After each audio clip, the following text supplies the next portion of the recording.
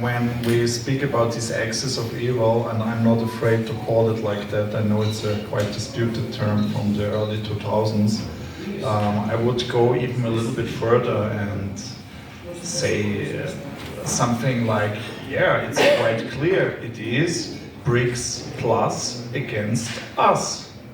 And even if there are some former democracy countries like Brazil, South Africa and India involved, flawed democracies at least, they chose the wrong side. And we need to realize that, and of course there is no world war going on, but for sure there is a world information war going on, a world propaganda war that is aimed against us.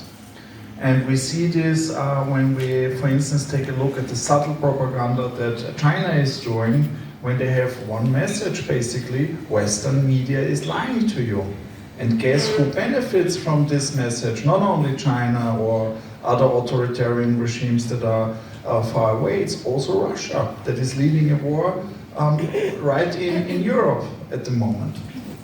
And when we speak about the ways that the Russian influence campaigns, the way how they work, or how Moscow is infiltrating the European and democratic world, including the United States or even Australia, we have to take a deep breath and think about what happened back during the days of the Cold War.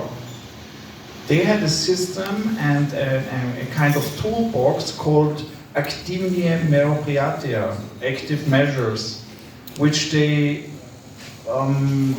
used in several ways to destabilize Western societies. And these techniques include things like subversion, infiltration operation, the complete takeover of the so-called peace movement, where you have KGB front organizations, where you have NGOs, professors, influencers. I'm still not speaking about the digital world now, who are kind of propagating and lobbying for Moscow. And when I say lobbying, it's not only about some TV appearances or what they say to their students in the classroom. It's about speaking to politicians, speaking to opinion leaders, and convincing them that Moscow is doing the right thing and we should support them.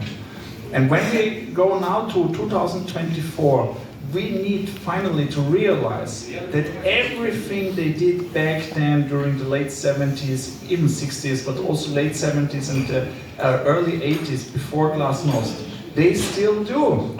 And now they have all these digital tools, social media and these fake websites and so on. This is just something additional. All the other tools of subversion they are still using, and we don't talk about it. It's the same as we don't speak about the Russian narratives in mainstream media, we don't speak about Russian narratives in classrooms at universities and in the bookstores. Recently I made a little, let's say not analysis, but a little observation. Almost 50% of the geopolitical books in Austrian bookstores have very strong anti-Western narratives. And the problem is our shield is down because everywhere they tell us it's only the problem, it's only social media, but if you read books you get accurate information, if you watch TV, if you read newspapers you have all the accurate, and the experts listen to the expert. The problem is also in that sphere it's divided between pro-Western and unfortunately pro-Russian and pro-authoritarian regimes individuals.